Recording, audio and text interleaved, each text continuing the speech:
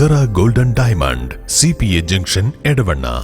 ആഘോഷം ഏതു തന്നെയായാലും ആഭരണം Hiba golden diamonds. Hiba golden diamonds, opposite federal bank, Edavanna. എടവണ്ണയിൽ ആദ്യമായി CPA ജ്വല്ലറിയുടെ mega children's collection. CPA golden silver, Masjid Bazar, Edavanna.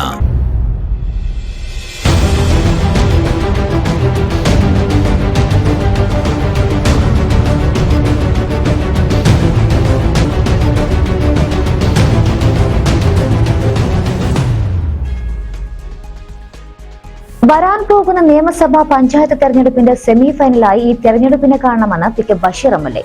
രാജ്യത്ത് മതേതരത്വം പുലരണമെങ്കിൽ രാഹുൽ ഗാന്ധിക്ക് പിന്തുണ നൽകണമെന്നും അദ്ദേഹം പറഞ്ഞു.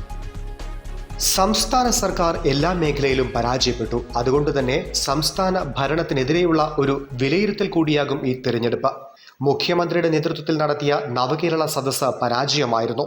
ദൂർത്തിനു വേണ്ടി മാത്രം നടത്തിയ യാത്രയായി അത് മാറി. കലാലയങ്ങളിൽ വിദ്യാർത്ഥികൾ നേരിടുന്ന പ്രശ്നങ്ങൾ വലുതാണ്. ഇടത് യുവജന സംഘടനകൾക്ക് സ്വാധീനമുള്ള കലാലയങ്ങളിൽ വിദ്യാർത്ഥികളെ പറഞ്ഞുവിടാൻ രക്ഷിതാക്കൾ ഭയക്കുന്ന ഒരു കാലത്തിലൂടെയാണ് കടന്നുപോകുന്നത് എന്നും അദ്ദേഹം പറഞ്ഞു. രാഹുൽ ഗാന്ധിയുടെ തെരഞ്ഞെടുപ്പ് പര്യടനത്തിന്റെ ഭാഗമായി MLAയുടെ നേതൃത്വത്തിൽ നടക്കുന്ന പഞ്ചായത്ത് തല പര്യടനത്തിൽ സംസാരിക്കുകയായിരുന്നു അദ്ദേഹം.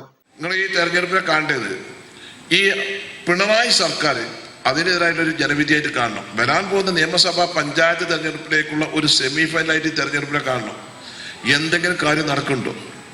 ഒരു വീടുകൾക്ക് കിട്ടുന്നുണ്ടോ? ഒരു ഗ്രാമസഭ കൂടിയിട്ട് അർഹതപ്പെട്ട ഒരാളെ തെരഞ്ഞെടുത്താൽ വീടുകൾക്ക് ലഭിക്കുന്നുണ്ടോ?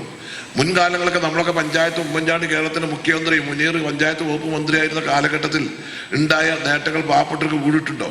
ഒരു വാർഡിൽ ഒരു 5 കൊല്ലം കൊണ്ട് 20-25 വീട് കൊടുക്കാൻ കഴിഞ്ഞിരുന്നു. ഇപ്പം ആർക്കെങ്കിലും 1-2 ആൾക്കല്ലാതെ വീട് കിട്ടുന്നുണ്ടോ? 4 ലക്ഷം രൂപ കൊടുക്കാതെ അതിൻ്റെ ഗഡു കിട്ടുന്നുണ്ടോ?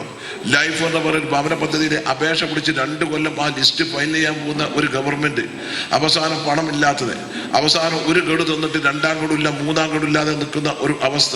നിങ്ങളൊന്ന് ആലോചിക്കും. സാധാരണക്കാരായ ആളുകൾ ഈ പിണറായിൻ്റെ ഗവൺമെന്റ് ആലോചിക്കും. കുട്ടികൾ ഹോസ്റ്റലിൽ പറഞ്ഞ കാര്യം, കേരളത്തിലെ ഏതെങ്കിലും ഒരു ഹോസ്റ്റലിൽ SFIക്ക് സ്വാധീനമുള്ള ഏതെങ്കിലും പ്രദേശത്ത് നമ്മുടെ മക്കൾക്ക് സമാധാനത്തിൽ കൂടി പഠിക്കാൻ കഴിയുമല്ലോ? സിദ്ധാർത്ഥ എന്ന് പറയുന്ന പൂക്കോട്ട് വെറ്ററിനറി കോളേജിലെ വിദ്യാർത്ഥിയുടെ കാര്യങ്ങളൊക്കെ സഫൂർ ഇവിടെ സൂചിപ്പിക്കും. ഞാൻ ആ കാര്യങ്ങളെയൊക്കെ ഉണ്ട്. അതിദാരുണമായിട്ടാണ് ആ വിദ്യാർത്ഥിയെ കൊലപ്പെടുത്തിയത്. അപ്പം നമ്മളിതൊക്കെ ഒന്ന് മനസ്സിലാക്കണം. അപ്പം നമുക്ക് ജനക്ഷേമകരമായ കാര്യങ്ങൾ നടക്കണം. കഴിഞ്ഞ കാലങ്ങളുണ്ടായിരുന്ന ജനക്ഷേമകരമായ കാര്യങ്ങളൊന്നും ഇല്ലാതാക്കിയ ഒരു സർക്കാരാണ് പിണറായി സർക്കാർ എന്ന് മനസ്സിലാക്കണം. അതേപോലെ നവകേരള സദസ്സ് നടത്തിയില്ലല്ലോ, എല്ലാവരോടും വരാൻ പറഞ്ഞു. എന്നിട്ട് നിങ്ങളോട് പറഞ്ഞു, പണ്ടൊരു മുഖ്യമന്ത്രി ഉണ്ടായിരുന്നു ഉമ്മൻചാണ്ടി, നിങ്ങൾക്ക് നേരിട്ട് പോയാൽ മതിയായിരുന്നു. അദ്ദേഹം ജനസമ്പർക്ക പരിപാടിയിൽ ജനങ്ങളുടെ പരാതി കേട്ട് അപ്പോൾ തീരുമാനമെടുത്തിരുന്നു. അതിന് MLAയും ഒരു രാഷ്ട്രീയ പാർട്ടി നേതാവും വേണ്ടില്ലായിരുന്നു. ഇദ്ദേഹം വന്നു, ഉദ്യോഗസ്ഥന്മാരിരുത്തി, എല്ലാവരും കൊണ്ടുപോയി ഇരുത്തി. അദ്ദേഹം 45 മിനിറ്റ് പ്രസംഗിച്ചു. മുഖ്യമന്ത്രി പരാതി സ്വീകരിച്ചോ അല്ലെങ്കിൽ മന്ത്രിമാർ സ്വീകരിച്ചോ? ഇല്ല. അവിടെയാണ് വ്യത്യാസം മനസ്സിലാക്കണം.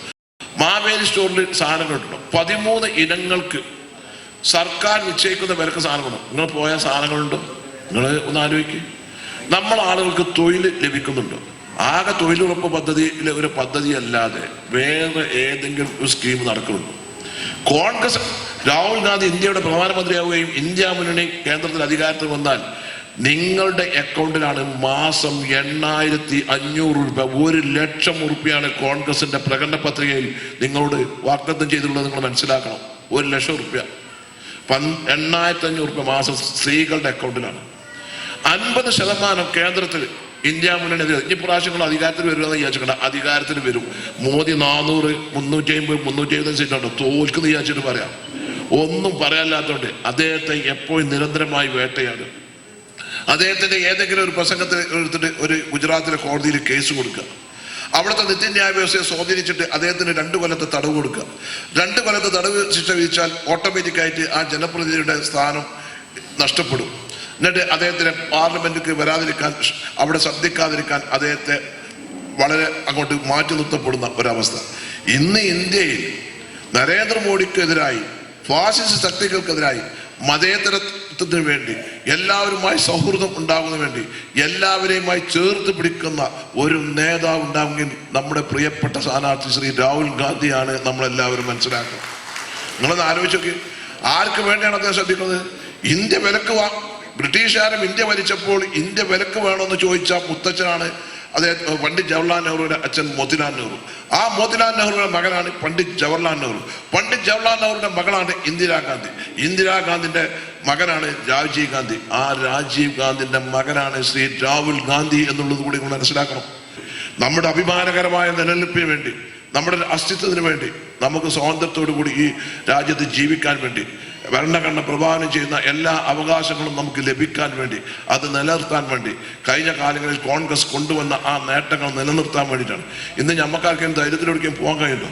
എല്ലായിടത്തും ഭീതിപ്പെടുത്തുന്ന ഒരു അവസ്ഥ ഉണ്ടായില്ലേ? അതിനൊരു മാറ്റം വേണ്ടി. Sera golden diamond, CPA junction, Edavanna. ആഘോഷം ഏതു തന്നെയായാലും ആഭരണം Hiba golden diamonds. Hiba golden diamonds, opposite federal bank, Edavanna. എടവണ്ണയിൽ ആദ്യമായി CPA ജ്വല്ലറിയുടെ മെഗാ ചിൽഡ്രൻസ് കളക്ഷൻ.